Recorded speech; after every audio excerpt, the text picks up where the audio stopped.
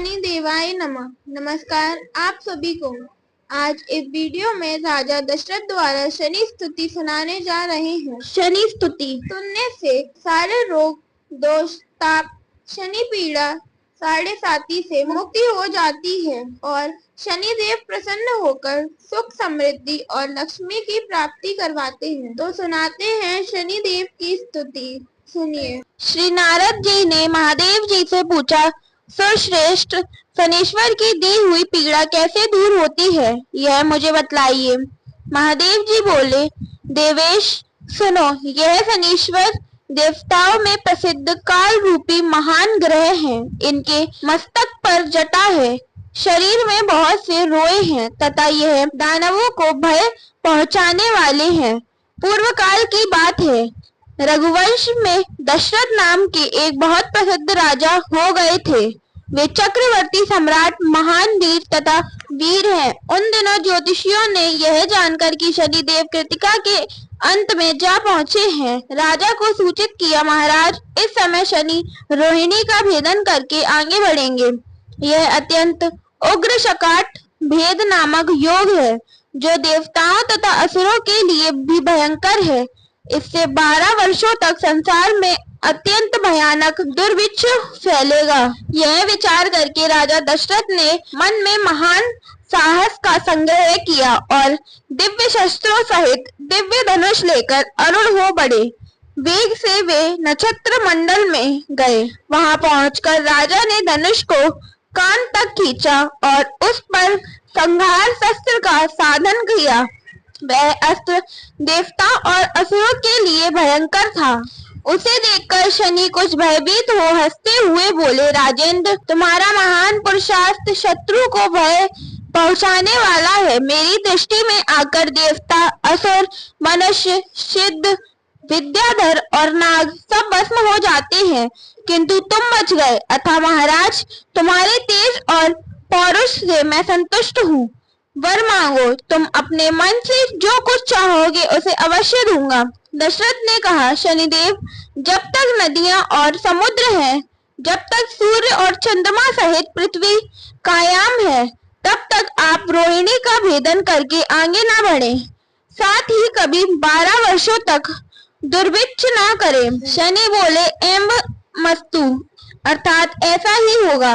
यह वर पाकर राजा दशरथ शनिदेव की स्तुति करने लगे। शनिदेव की स्तुति। दशरथ बोले, जिनके शरीर का वर्ण कृष्ण, नील तथा भगवान शंकर के समान है, उन शनिदेव को नमस्कार है। जो जगत के लिए कालाग्नि एवं कृतांत रूप है, उन शनेश्वर को बारंबार नमस्कार है।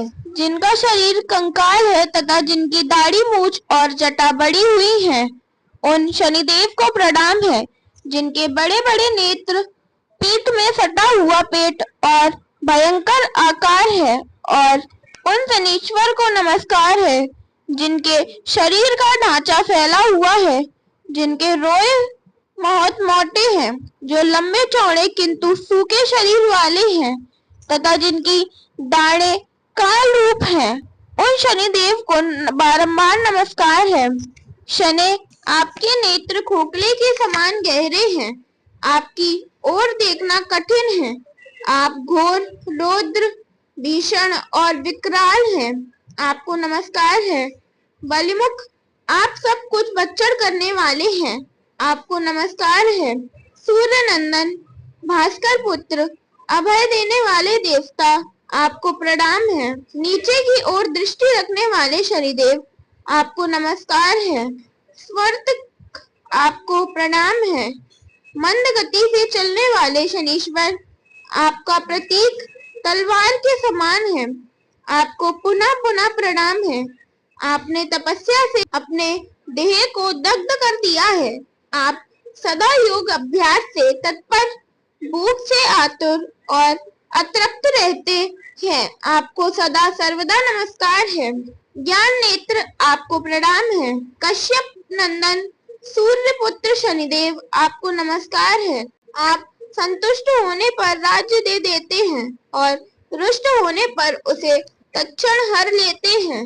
देवता, असुर, मनुष्य, सिद्ध, विद्याधर और नाग ये सब आपकी दृष्टि पड़ने पर समूल नष्ट हो जाते हैं। देव, मुझ पर प्रसन्न होइए, मैं वर पाने के योग्य हूँ और आपकी शरण में आया हूँ। महादेव जी कहते हैं, नारद, राजा की इस प्रकार स्तुति करने पर ग्रहों के राजा महाबलवान सूर्यपुत्र शनेश्वर बोले, उत्तम व्रत के पालक राजेंद्र, तुम्हारी इस स्तुति से मैं संतुष्ट हूँ। रघुनंदन, तुम इच्छा अनुसार वर मांगो, मैं तुम्हें अवश्य दूंगा। दशरथ बोले, सूर्य नंदन, आज से आप देवता, असुर, मनुष्य, पशु पक्षी तथा नाग किसी भी प्राणी को पीड़ा न दें। शनिदेव ने कहा, राजन, देवता, असुर, मनुष्य, सिद्ध, विद्याधर तथा राक्षस, इनमें से किसी के भी मृत्यु स्थान, जन्म स्थान अथवा चतुर्थ स्थान में मैं रहूं तो उसे मृत्यु का कष्ट दे सकता हूँ, किंतु जो श्रद्धा से युक्त, पवित्र और एकाग्रचित्त हो, मेरी लोहमयी सुंदर प्रतिमा का शमी पत्रों से पूजन करके तिल मिश्रित उड़द, भात, लोहा, काली गौ या काला वृषभ ब्राह्मणों को दान करता है तथा विशेषता मेरे दिन को इस स्तोत्र से मेरी पूजा करता है, उसे मैं कभी पीड़ा नहीं दूंगा। ओम शनि शनिचराय नमः। जय शनिदेव।